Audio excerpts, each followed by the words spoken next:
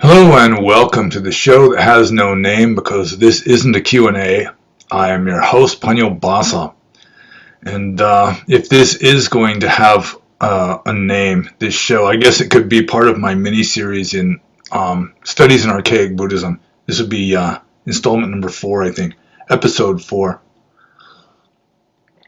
But this study in Archaic Buddhism is going to be somewhat different from the ones I've done thus far, because I'm not just going to read a sutta or a small group of suttas and then give commentary. Instead, I'm going to try to discuss, hopefully relatively briefly, the evolution of the Buddhist idea of jhana, which originally just meant meditation, I'm pretty sure. I think the etymology of the word jhana has it originally meaning something like illuminating. That like to blaze brightly. I'm not exactly sure. Excuse me. Not exactly sure how that came to me, like a metaphor for meditation, but it did. And my throat is all itchy and scratchy, I think because of pollen in the air. South Carolina has lots of pollen. It's the pollen state.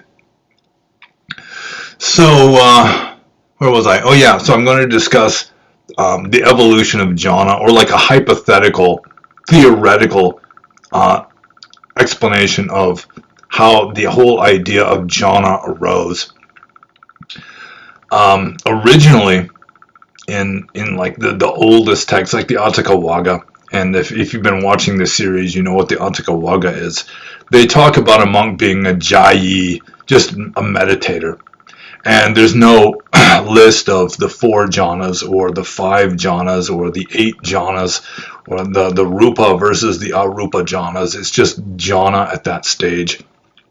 Although relatively early on, in fairly early texts, definitely canonical stuff that comes from the core text from before the schism started. So we're talking within the first 100 years of the existence of Buddhism.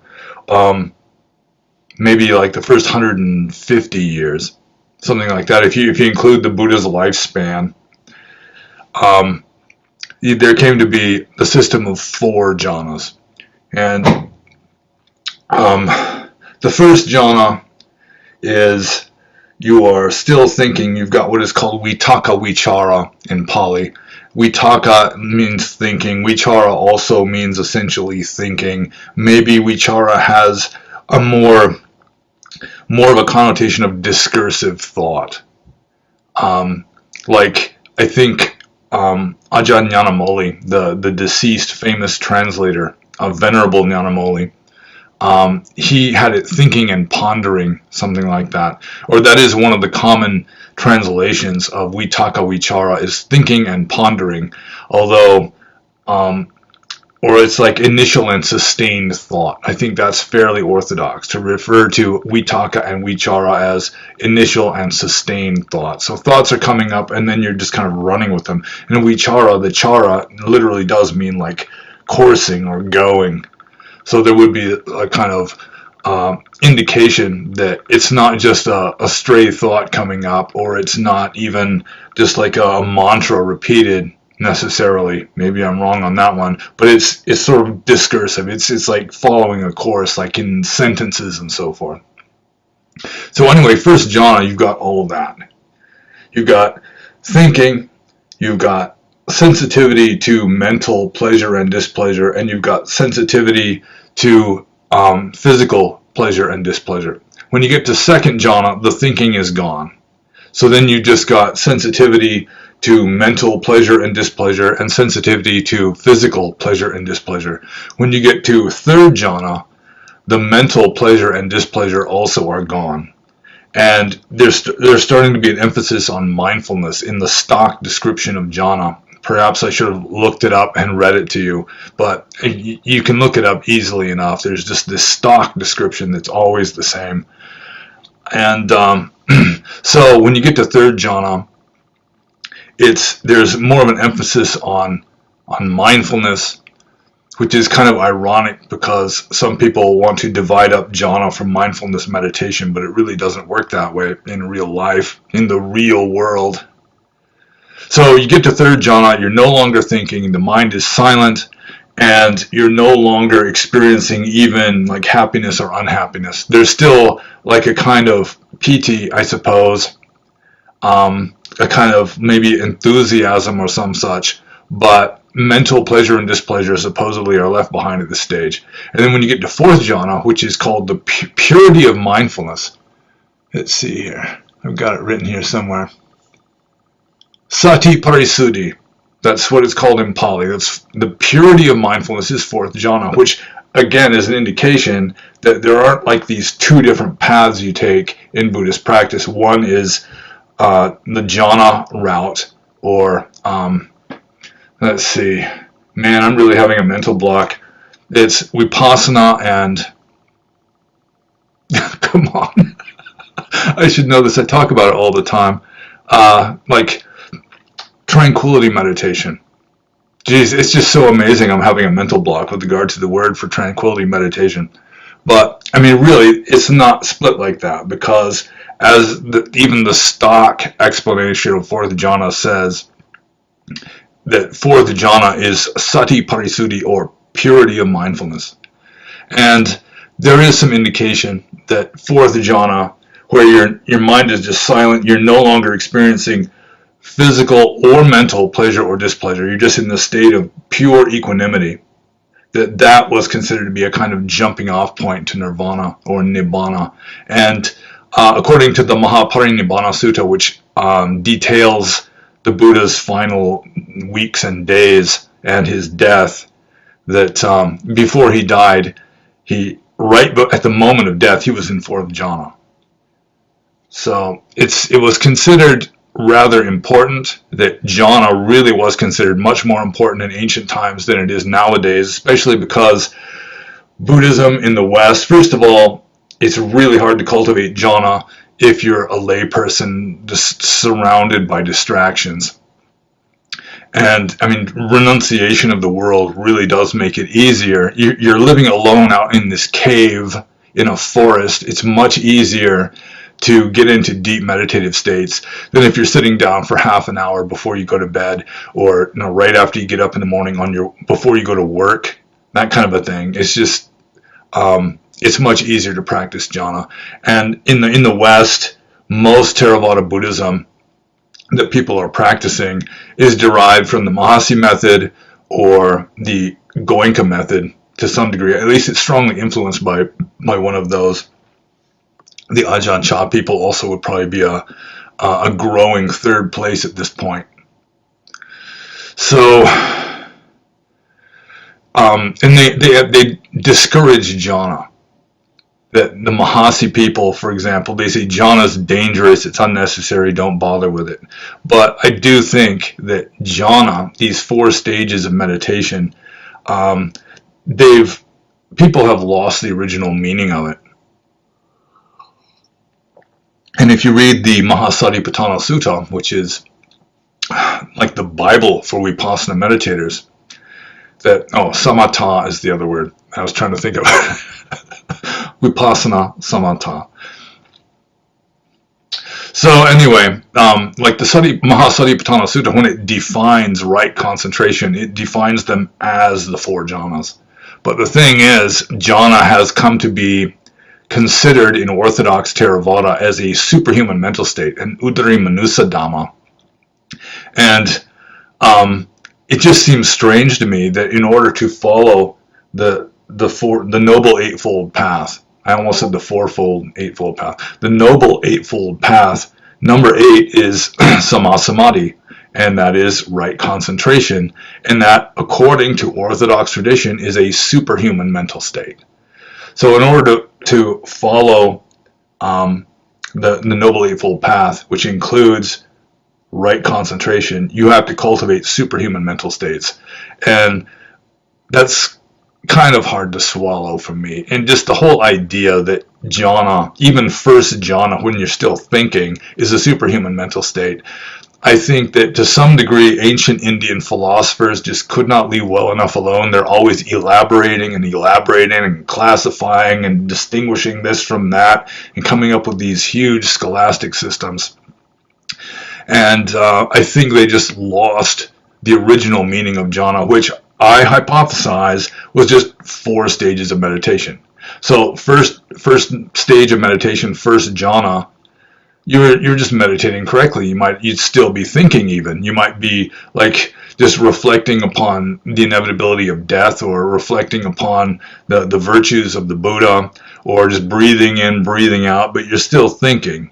And if you're doing it correctly, you're doing it good Buddhist meditation, just standard Buddhist meditation, and there's a whole list of, like in the Visuddhimagga, there's 40 kinds of samatha meditation plus just the mindfulness. So just any of those, if you're doing it correctly, I would consider to be 4th jhana, because you're still thinking. And anything above 1st jhana, when you're no longer thinking, that would be, according to my understanding of mysticism, you'd be getting into mystical states. When you're not thinking anymore, you're wide awake. I mean, you're becoming more mindful the farther you get into these.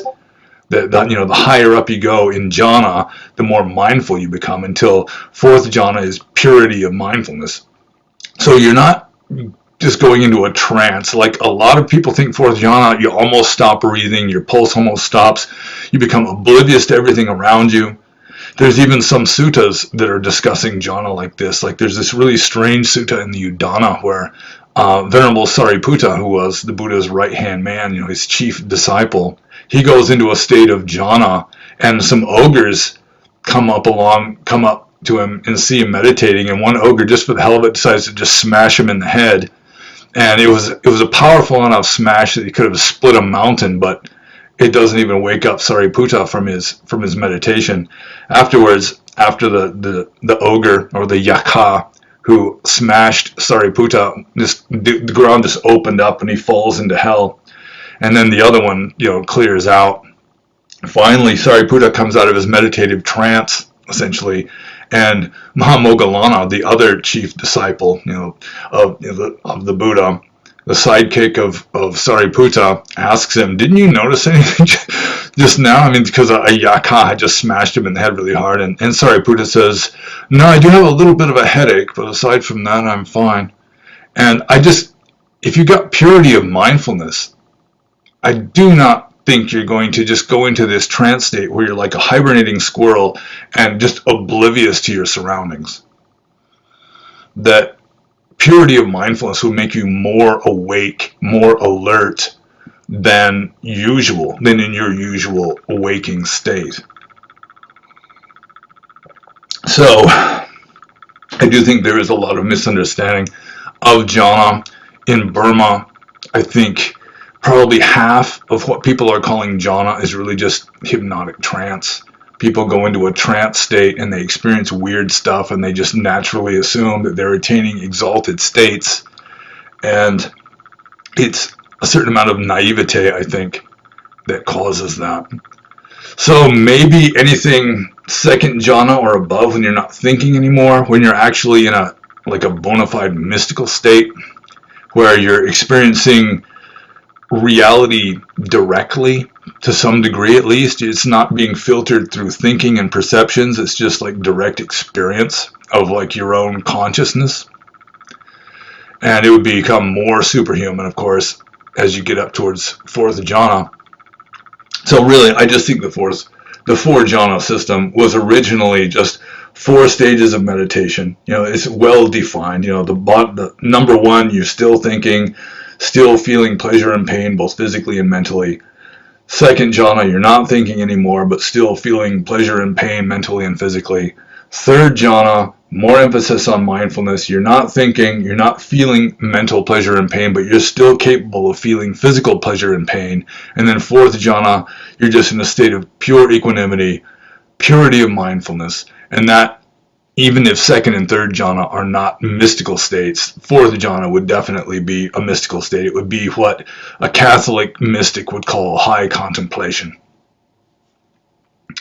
And nevertheless, as I said, Indian philosophers just in ancient times, they couldn't leave well enough alone. They're always trying to improve on what they've done. So you've got the later Abhidhamma commentarial tradition. They came up with a fifth jhana, which comes in between first and second jhana. Like I already mentioned that first jhana, you've got vitaka, vichara, both of which are essentially thinking. But in Abhidhamma, they divided vitaka and vichara. So you've got like initial and applied thought, or initial and sustained thought. And so this new second jhana, or first and a half the jhana, it doesn't have vitaka anymore, but it has vichara. Or it only has one. But it really never caught traction, and nobody really mentions that one except for Abhidhamma scholars. But then there's another series of jhanas, which are the formless jhanas, or the arupa jhana. And that is mainly what I'm going to be talking about here, because I've got a theory. Actually, there's like 3 theories on how... I was looking for something to wipe my glasses. They're all blurry. I'm trying to read and I can't do it. Okay, maybe if I go like that. So, there are 4 formless jhanas, or 4 formless contemplations if you don't like them being called jhanas, but they are called arupa jhana in some texts. And they're considered by orthodox tradition to be a kind of annex off 4th jhana. They can't just say, well, there's actually 8 jhanas now. 4 jhanas was established pretty early. And so, aside from the attempt at Abhidhamma, which never struck traction really, they just added them as like 4th jhana A, 4th jhana B, 4th jhana C, 4th jhana D, like that. Although some people would say it's not even jhana, it's just something completely different. But it's pretty clear, according to orthodox commentarial tradition, that they're just variants on 4th jhana, which is already kind of fishy, because in 4th jhana you're really not having like intellectual concepts. But the 4 formless jhanas here are just in ascending orders. Starting with the lowest, it would be the sphere of infinite space, or the akasananchayatana. So that infinity of space, the ayatana, or sphere, let's just call it sphere or realm, the sphere of infinity of space. Then the second one is the sphere of infinite consciousness, or vijnananchayatana. Then you got the sphere of nothingness, akinchanyayatana.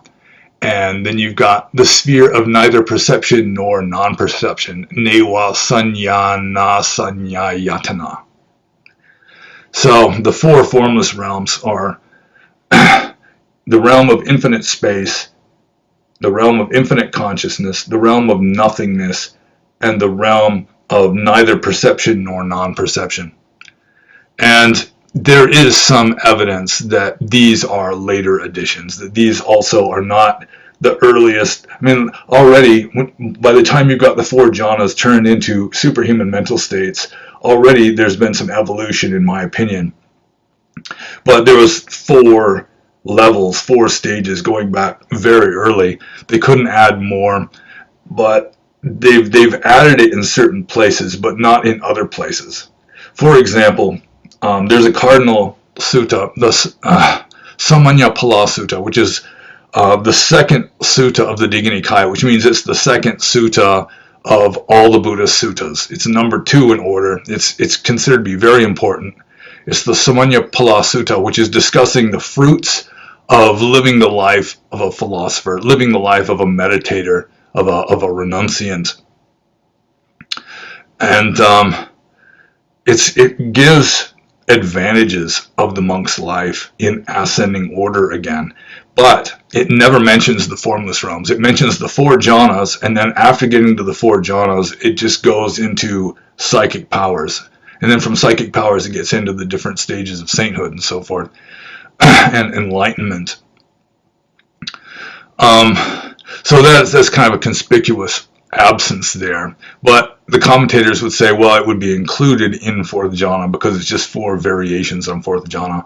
But also, as I already mentioned, when the Buddha was dying, as it's mentioned in the Mahaparinibbana Sutta, also the Digha Nikaya, he's going into jhanic states before he dies. And first he goes into first jhana, then second jhana, then third jhana, then fourth jhana. Then he starts going into the formless states, which is, you know, the realm of infinite space, the realm of infinite consciousness, the realm of nothingness, the realm of neither perception nor non-perception. And then he attains Nirodha Samapati, or the cessation of perception and feeling. But then he comes back down to first jhana again, goes back up to fourth jhana, and there he dies. And I think there's a good chance that the Buddha dying in fourth jhana was just too well known for them to monkey with the details. But then they came up with these additional states. So they had him go into these additional higher states, but then had to come back down to fourth jhana as like the older, what was often considered to be the jumping off point into nibbana or nirvana. So with regard to how these 4 formless states came to be incorporated into Buddhist ethics, you know, Buddhist like meditation stuff, and the information on how to meditate and what you can attain, I have 3 kind of theories that could account for it. Just assuming that it's not just the verbatim teachings of the Buddha. These 4 formless realms, that there is indication that they are later than the original 4 jhanas. So first is, as I've been saying, ancient Indian philosophers just do not leave well enough alone. They want to diversify, they want to categorize, they want to classify, and they're continually trying to one-up themselves. You know, you get to like this highest stage, and then before very long, some wise guy philosopher is going to say, nope, there's a higher stage than that. And then you can even have sort of like a meditative arms race between 2 schools of meditation trying to one-up each other. You know, some person will say, you know, I've experienced this and it's the highest state, and then the other side will say, no, that's not the highest state. We got a state higher than that. So that's sort of 2 theories combined into one. One is just that ancient Indian philosophers just could not leave well enough alone. They're always trying to one-up themselves. And then when you've got competing schools of philosophy, competing schools of like meditation schools, then you're going to have people saying, well, you know, kind of belittling what the other person has attained, and then, you know, we got a higher stage of meditation than that. And the Buddhists did do that to some degree, like Brahma. I've discussed this before. Mahabrahma, to the Hindus and to the proto-Hindus, like the Vedic, Vedic Brahmins, he was the personification of ultimate reality. He was the highest being. He was above the devas. He was if maybe not really a creator god, but he was as close as the Hindus come to a creator god. And some people do call Brahma the creator, but the Buddhists, they just relegated him to a relatively low heaven realm, and they put a whole slew of heaven realms above Brahma, Mahabrahma, some of which were accessible only to good Buddhists. So there was a lot of religious propaganda, and some of that gets taken so seriously that it's taken literally, and it just gets incorporated into ancient texts. And so it could be that these formless realms were just unnecessary proliferation of scholars, like ancient Indian Buddhist philosophers, just trying to make things more and more elaborate. And then you've got just trying to belittle the attainments of other meditative schools. But I do have this other theory that I would like to put this into video. I've already written an essay about it, or actually this is like an obscure appendix to a different essay that I wrote way back in Burma before I came back to America. And the original versions of it were just written on paper, handwritten, and just photocopied and sent to people. That was like the Fred Flintstone method of writing essays. Although I guess they just use rocks. But I'm going to scroll down here because I'm referring to this original essay that I wrote, just kind of looking at it and skipping over most of it because I do want this to be a relatively short video, like less than an hour. Let's see,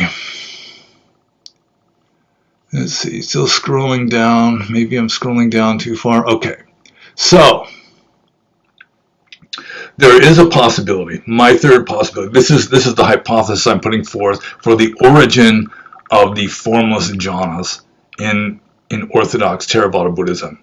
That there were old descriptions of enlightenment or of an enlightened mental state that are found in ancient texts, like early, like primitive, even pre-Theravadan or proto-Theravadan texts.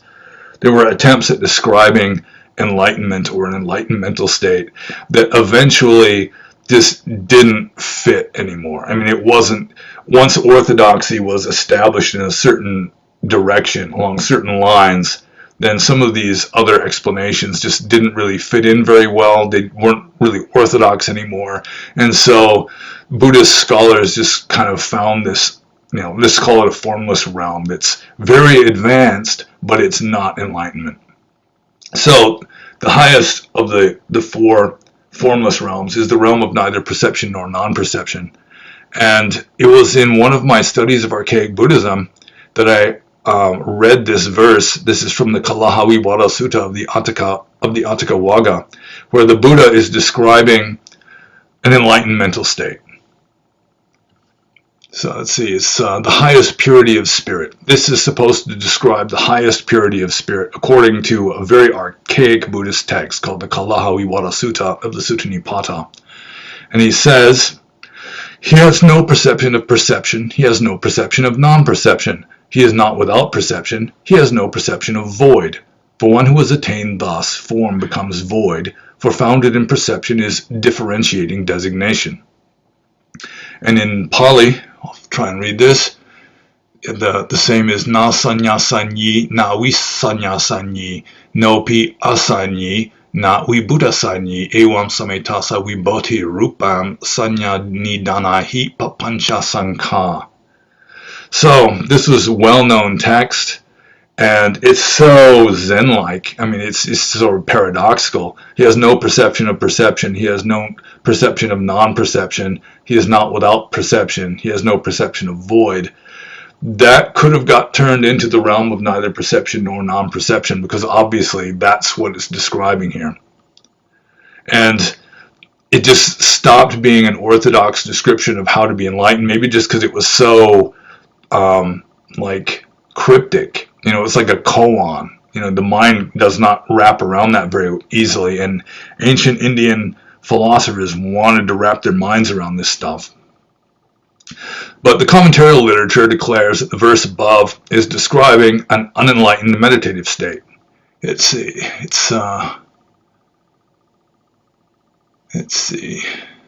trying to find exactly what the commentaries are saying with regard to this state, because they're not saying it's an enlightened mental state.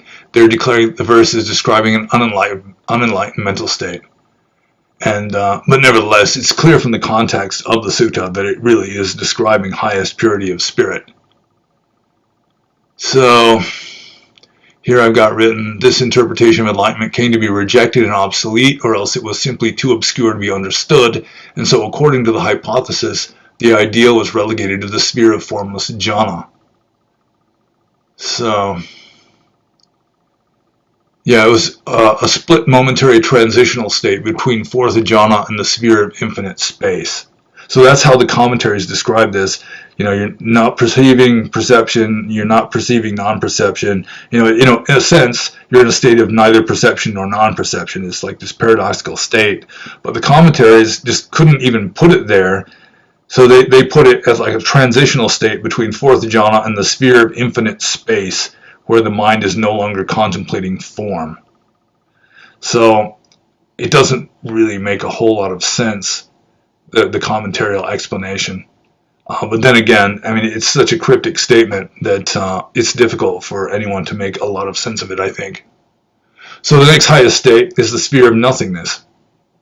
That's the next highest of the formless realms.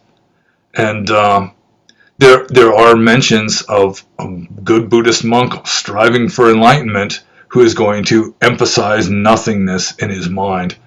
For example, the second verse of the Sivamanava Pucha, or the question of the Brahmin student Upashiva or Upasiva in the Parayana Vagga, which is the chapter after the Atthaka Vagga, and it also contains very archaic material.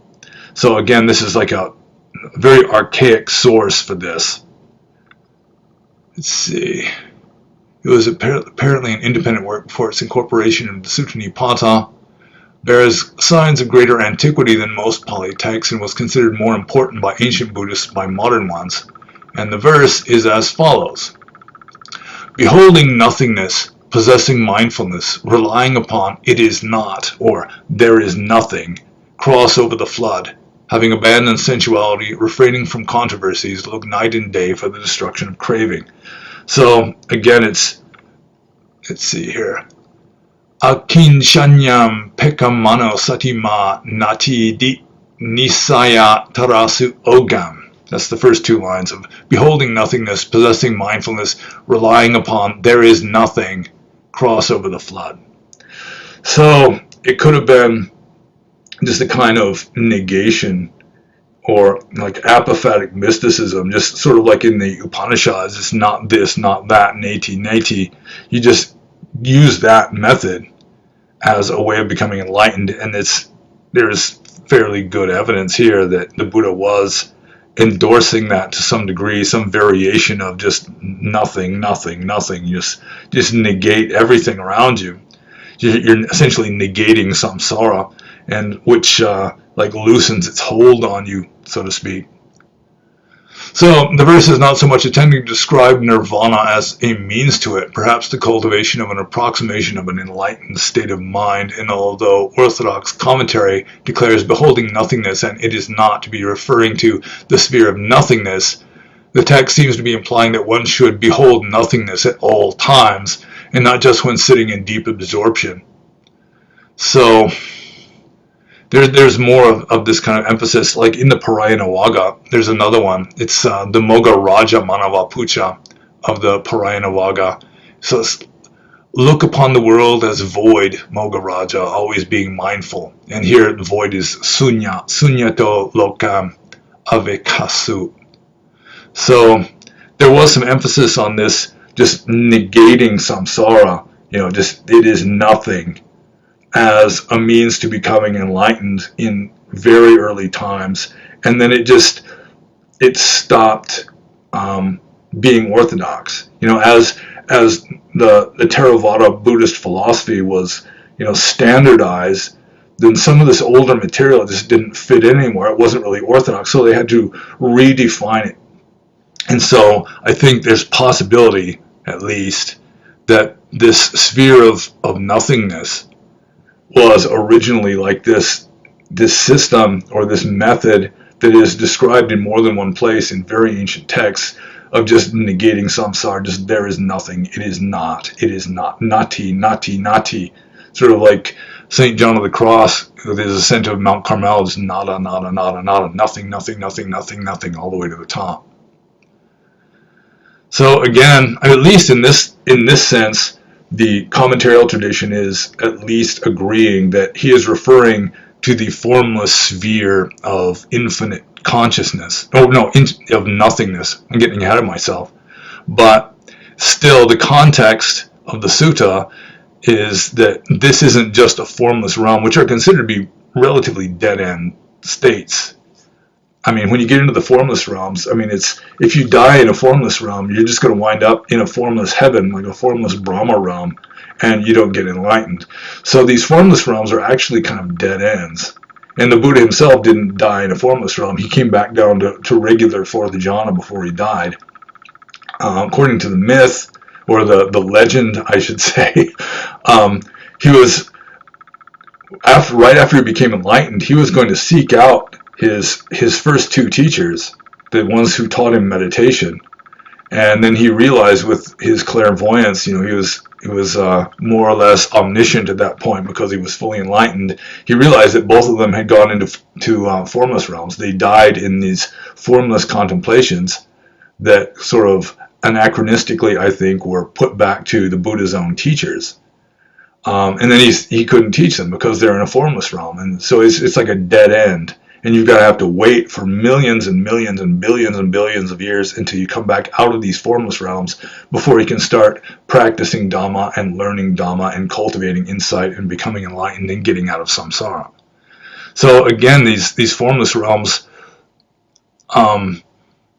there's not much point to even trying to cultivate them, even though they are on the list of cultivatable states, very exalted superhuman mental states.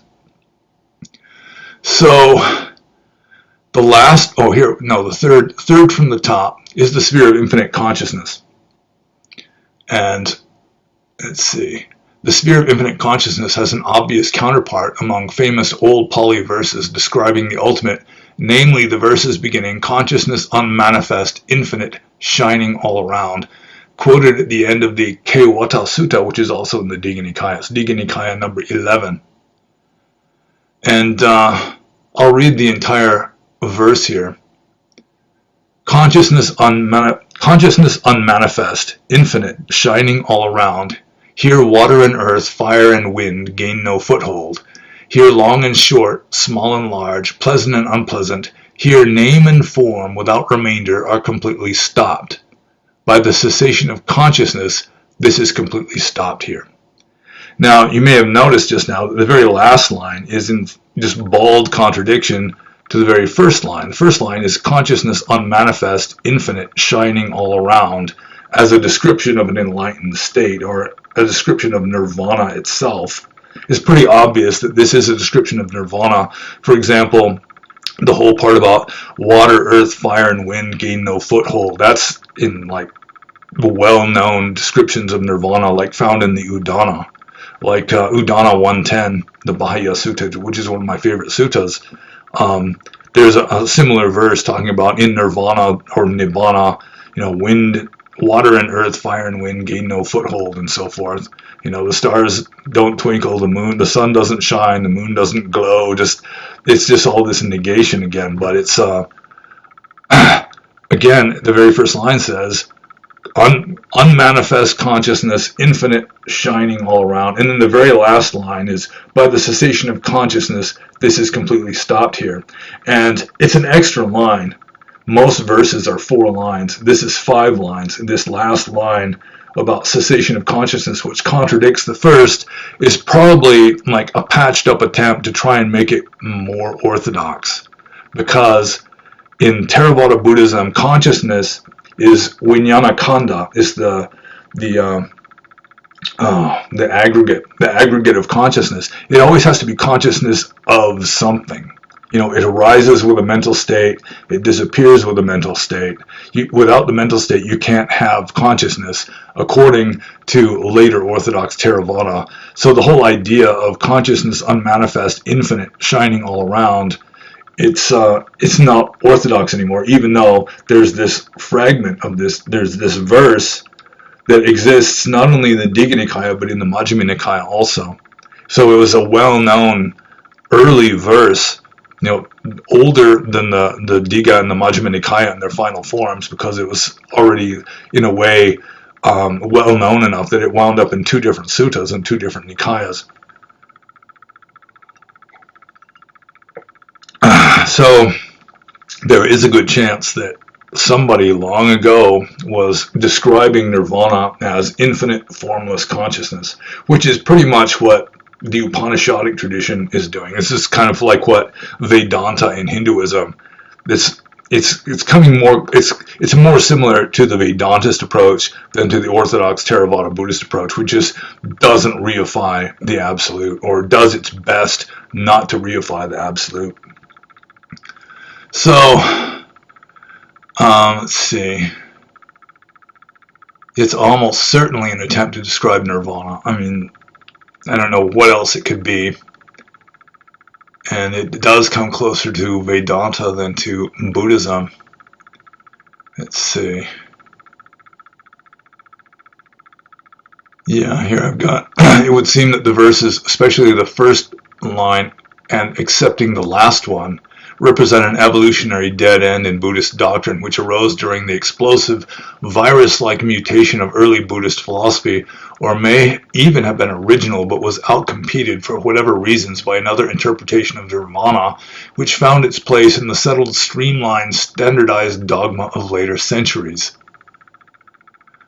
So, going with this hypothesis then, in a very early Buddhism, there were a significant number of Buddhists who favored the idea of nirvana as formless, infinite consciousness, but when, as the authoritative doctrine of Proto-Theravada developed, the ideal fell from grace, it was, by one means or another, converted into an advanced formless sphere, possibly because it is easier to modify a belief than abolish it altogether.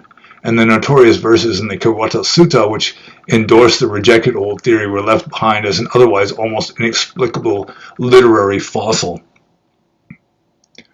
So, yeah, the commentary does not accept this description of nirvana as really infinite consciousness. They gotta like try and play games with it, and probably emphasizing the possibly added last line, talking about the cessation of consciousness. How consciousness has to cease before you become enlightened, although there is just the idea that if you're enlightened, you wake up. I mean, Buddha literally means awakened. Then how do you stop being conscious at the moment of awakening?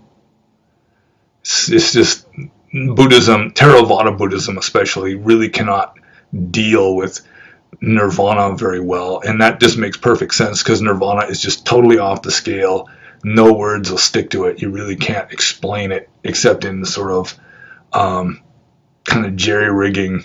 You can say it's the end of suffering or the end of delusion or something like that, but it really doesn't stick to it. I mean, you can't really understand it. You can put a label on it and just hide your lack of understanding behind this label that seems to make perfect sense. So as for the remaining formless sphere, the realm of infinite space, I'm unaware of there being any really ancient text describing nirvana as infinite space, although some Mahayana literature, like the Sin Sin Ming, which is Zen, on believing in mind, in the English translation, it declares the perfect way to be like unto vast space. So it may be hypothesized that this sphere was originally inspired by a metaphor, possibly a misunderstood one, or else it was postulated as a sort of logical prerequisite to the sphere of infinite consciousness, assuming that there must be infinite space for the consciousness to pervade. So that is pretty much my theory right there. And a lot of orthodox Theravadins, especially the faith-oriented sort of dogmatic sorts that don't want to question what they find in the texts, yeah, they're going to think that I'm just full of BS or something. But as a Western person, and really, I was a monk for 30 years, I tried very hard to understand what the Buddha originally taught. And once you start reading the texts, I mean, you just kind of get hit over the head with fire-breathing dragons and talking animals and a flat earth floating on water and like eclipses of the sun and moon being caused by a giant demon swallowing them into his mouth and so forth. So for a Western Buddhist who's capable of critical thought, you're immediately struck by the fact that not all of the Pali texts are 100% reliable. So then comes the question, well, how reliable are they? And then you've got to start digging and investigating. And it's just too scary for a lot of Western Buddhists. It's just unthinkable for a lot of Eastern Buddhists. But even Western Buddhists will say, well, let's just say 1% is not reliable or 2%.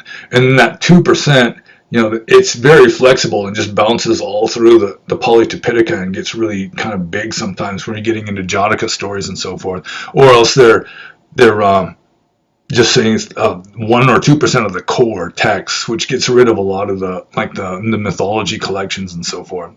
But still, it is fairly clear to me that early Buddhist philosophy, like early Christian philosophy, underwent like a century or so of just explosive, like virus-like mutation. And the original heart of Buddhism, the original spirit of it is still in there. It's not like completely eradicated in favor of something else, except for maybe in a few really bizarre schools like in Japan or Tibet or something. Yeah, it's still there, but I mean, you may have to dig for it, and you may find that it's less than half.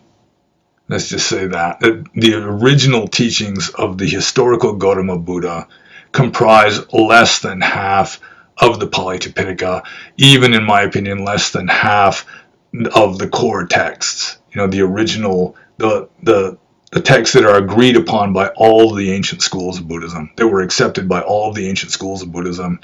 Even those texts underwent at least a century, or let's say approximately a century at least, of evolution and change. And as the Noble Truth, no, not the Noble Truth, it's one of the three marks of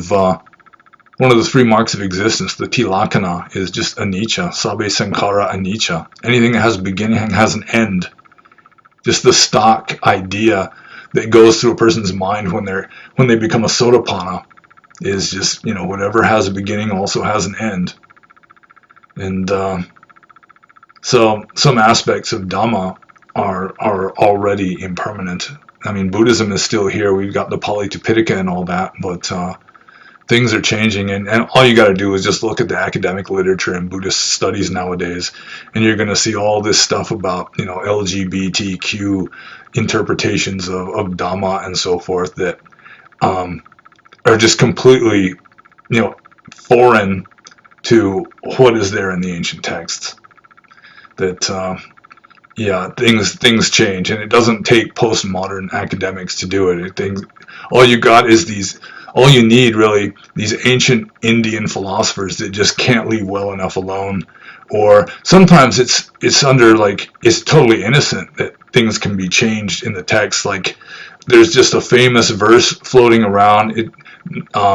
Nobody knows who it came from. It's probably some Buddhist teacher at some monastery 50 miles away, but it's really caught on. People like it, and then just they assume it's so good that the Buddha himself must have taught it, and so it just gets incorporated into the text back in early days. That sort of thing could happen too, and it could be completely innocent. But nevertheless, it's pretty obvious that it's just universal. It's ironic, and I don't like it much, but it is universal that religious philosophers will put their own words into the mouth of the founder of the religion or some very high-ranking saint in the religion, and just pass it off as I mean, in a way, it's kind of humble that they're not taking credit for it, but at the same time, it's hubris, I think. Well, anyway, that's 48 minutes. It's not too long, I guess. That is my nutshell interpretation of jhana. And if you look on the nipapancha.org website, I think you will find the original essay. It's about tarot cards and Ouija boards and so forth. And then as an appendix to that, I've got this. And I was looking through some old documents on this computer, and I hope the one that's on the website isn't as loaded with typos as the one I found on my computer. But enough of this, and be happy.